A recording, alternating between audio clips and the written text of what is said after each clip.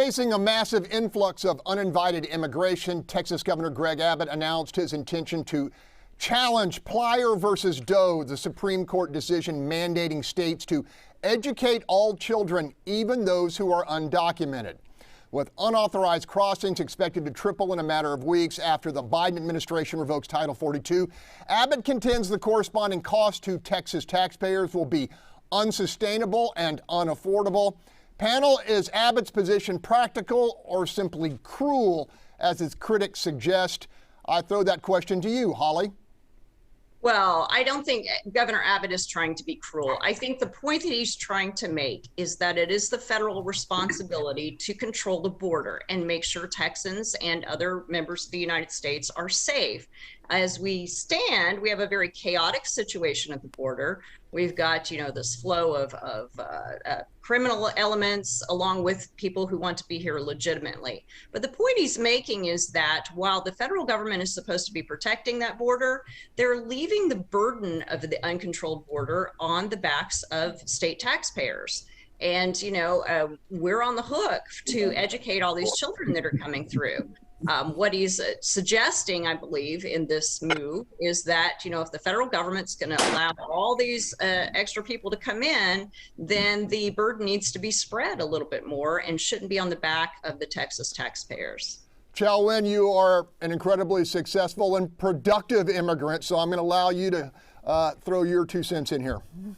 Yeah, I want to shout out to, it's AAPI month, that's Asian American Pacific Islander month, recognizing Asian Americans and so many of my colleagues who have made America their home and their dream, right?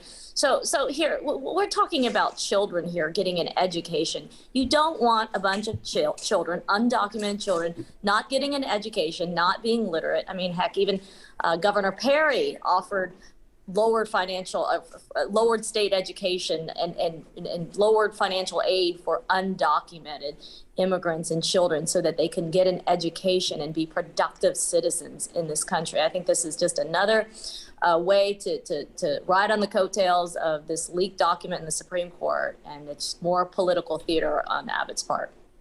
Marcus Davis, what do you think of that? I mean, you're a former teacher. Yeah, I just want to make sure I'm correct. Are we talking about living children or are we talking about unborn children? Which one are we talking about here, right? I think these kids children? are with us right now. Are living children. Unborn children. All right, that's first. Second of all, let's deal with this hypocrisy. The states want the federal government's in their business with regard to the border, but the states want the federal government out of their business with regard to telling a woman what she can and cannot do. Wow, that is absurd. Pick your poison, choose your potion. Don't ask for the cake and eat it too, even though that's what the cake was baked for. Now, the reality of it is these children that are in the United States are in the United States as a result of the United States needing an economic engine for the last 50 years and allowing their parents to come here and work. And yes, they educated these children as a result of them being in the state. And the other reality is, from a business standpoint, we can't afford it. But let's look at the return on the investment that the United States has had for 50 years by doing this. We made our bed, we have to lie in it. Gary Paul, that's a pretty good argument. What's your take on this? My take is Abbott is spot on right. The federal government has abdicated its responsibility of controlling the border. We have no border anymore. We have an open border. There is massive cost to educate all these kids coming in the country illegally because they speak myriad of languages. This puts pressure on our school districts. The dropout rate among these students who come in and enter the country illegally is astounding and exceeds all dropout rates for any other students. So if the federal government wants open borders, that's a decision they made. That's great. Then they need to fund the impact that it's had on Texas, just like they did when you went back. We had military bases everywhere. The federal government paid impact aid to school districts because they weren't paying school taxes to pay for the education of the children of the troops that were on the fort. And no different. You want it, you pay. You don't want to pay. The taxpayers of Texas understand.